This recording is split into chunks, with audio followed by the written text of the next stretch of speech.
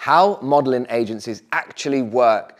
Now, this one gives me a lot of excitement because I've had a lot of experience with modeling agencies. I've had a lot of experience without them. But first, let's give a bit of prefix to this kind of idea. So this was the one that I've just pulled out of the hat.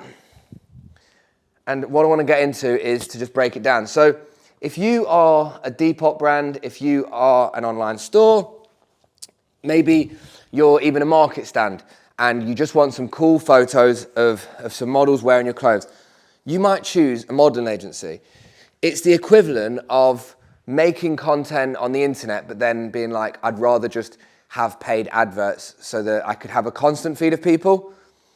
It's in a way that it's like that because modeling agencies simplify the whole process for you. You don't have to look for a certain type of person. They find all the people and you just look on a website and look through a load of them. Now, I come from a perspective where I've had, I would say, a mixture of feelings around modeling agencies, feelings around models in general, but definitely I came to my conclusions with how this was going to work for me. And in the end, I ended up just doing my own modeling castings, and I'll explain a little bit why. So if you are on the market for a model for your brand and you don't want to use any of your friends, you want to keep it like strictly professional, the chances are that you might look at your local modeling agency. You might be from some, I don't know, you could be from Cornwall, the seaside, somewhere like Scotland, somewhere where it's, I don't know, just anywhere that's not London, Manchester and Birmingham basically. You could be somewhere where you don't have as many people around that you think look cool. I don't know. I'm not also saying people from Scotland or Cornwall don't look cool. I think that everybody looks cool. I've sourced models from everywhere. Anyway, what my point is that if you're somewhere, the way that I'd say it is, if you don't really know people who would do that or you don't feel comfortable asking friends, you look at a modeling agency and it will bring, what a modeling agency will do is there'll be a website hosted that will have all the faces that you can look through and all these people that you can look through rather than you, I guess, finding a friend. Technically, for me, the biggest lesson I learned from it is I understood what type of look I like from people. And once I used modeling agencies to understand that, I then wired that into setting up my own modeling castings. So, Spen, it might be worth telling everybody why you stopped using modeling agencies, because people might think, well, they're clearly not that good if you've not used them. I would say modeling agencies are great if you're working on incredible margins. When you sell secondhand and vintage clothing, so what I did, I ended up having to use models, or I ended up choosing, let me just say I ended up having to.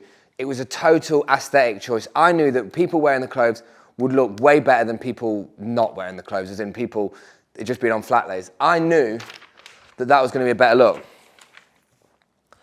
When you are getting models to wear the best part of 100 items an hour, maybe 200 items a day, if it is like just for like e-commerce, so e-commerce is in the studio, editorials are outside.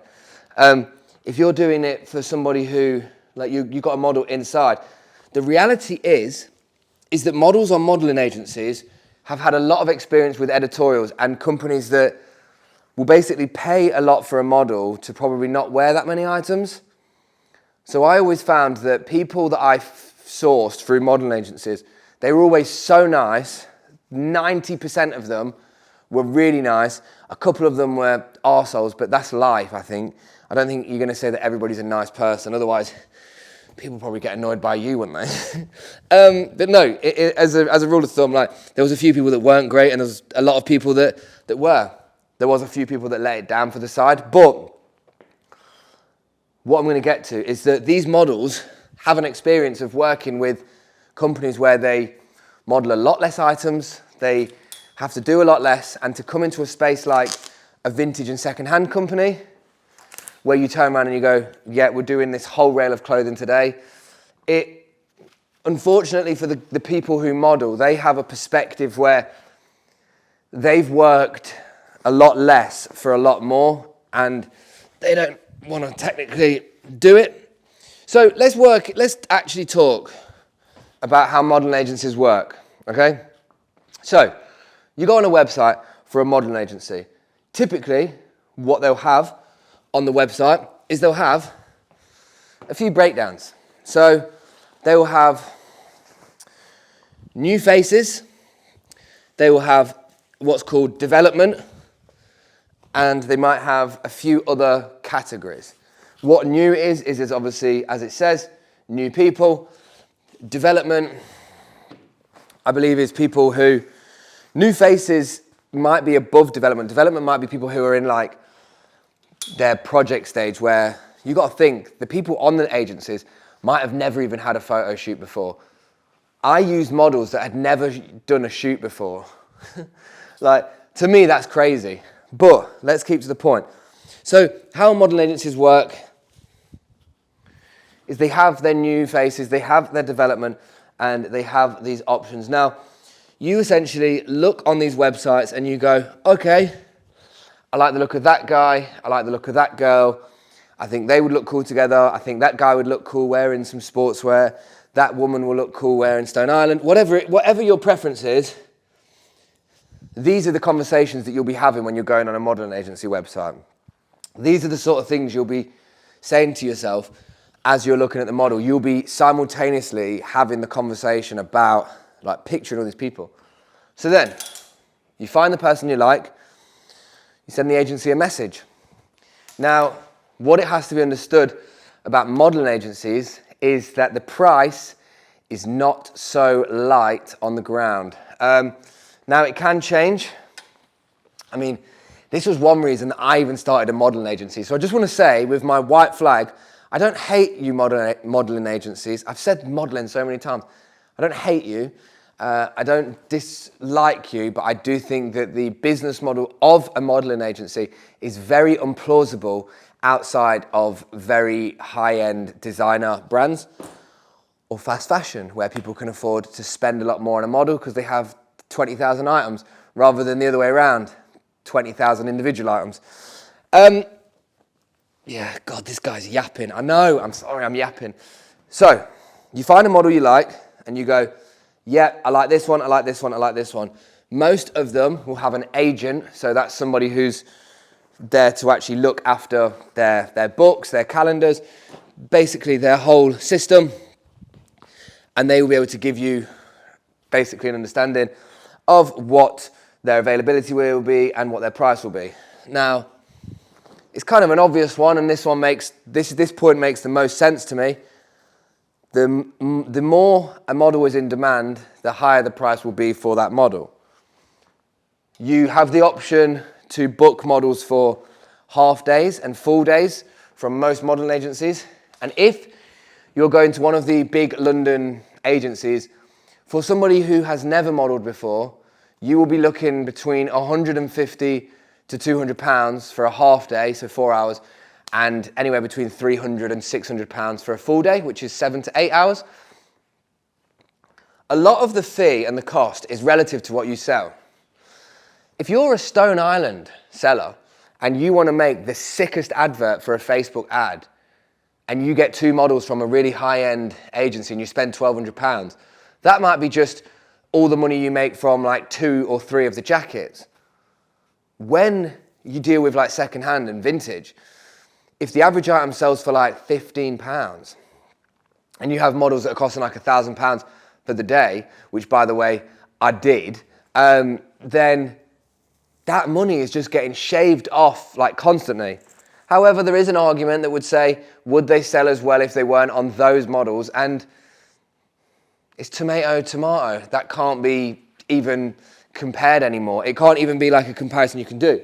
So, Spen, why are you hating on modeling agencies so much? Is it because you don't know how to say modeling very easily? No, it's not. But that's how it works, and that's how things go. But The reason why the modeling industry is super complex is because you have one side of the conversation where you got to think about it, right? Okay, this is an analogy for you. Analogy time. Picking a model out and then somebody like saying, yep, they'll do this for this and they'll do this for this, is like you see somebody saying, look, pick, I don't know, it's probably like how apps work. It is how apps work. You pick a face from here. Do you like the look of this person? Yes. Would you like to see them? Yes. Then you go on a date. Each person doesn't have an understanding of the individual.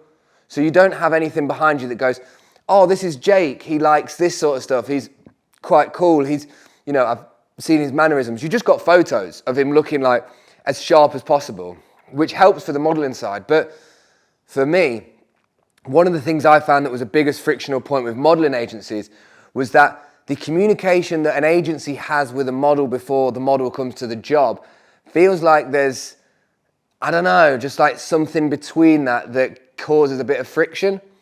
And what I mean by that is that you got to think. You haven't spoke to the model and you haven't been like, hey, or yo bro, like I like your look, I think you're cool. You've not had a conversation before. The guy hasn't thought, oh yeah, this guy thinks I'm cool, let's have this. He's just been told by his agency, oh yeah, this company wants you. And then it's like, yeah, okay, I'll go down and do this. And they're like, okay. And that's it. So the model, with all due respect, doesn't have any like thought out or brought up respect for you and your brand. And unfortunately, I had it in a few moments where I was like, this guy in front of me is getting paid £400 to be here for 5 hours and he's complaining about wearing clothes because he's tired. And I know that's like, whoa, how hard you working, people? But it comes back to that point.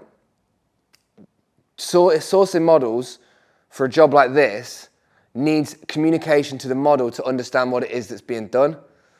And not just that, but I find that what I did in the next stage, when I set up modeling castings and I held casting days where people came down, I got to meet people, they got to travel on their own time, they got to show me that they were interested, I got to pick them based on how they worked in front of a camera and how they looked, and I got to understand if there was chemistry between us, like whether I could shoot with this person and they were going to get on, whether we liked each other, because that's important, because I'm spending like 6 hours at a time with a model, and I think that's it as well.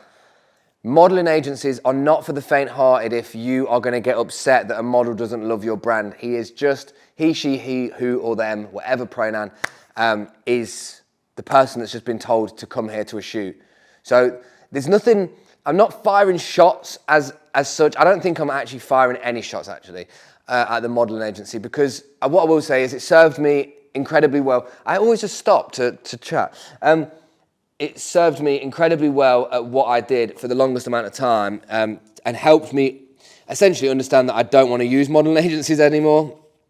But I know people who use them still. I know people who have benefit from them, and they serve a purpose. They serve the convenience of you not having to ask your friend if he'll come and wear your clothes on a Saturday morning when it's freezing or something. This is a model who's paid to be there, knows the drill. You get their number and then you kind of can give them maybe a brief. Again, most people don't care about what you're doing until they're there doing it because they're not paid to care before.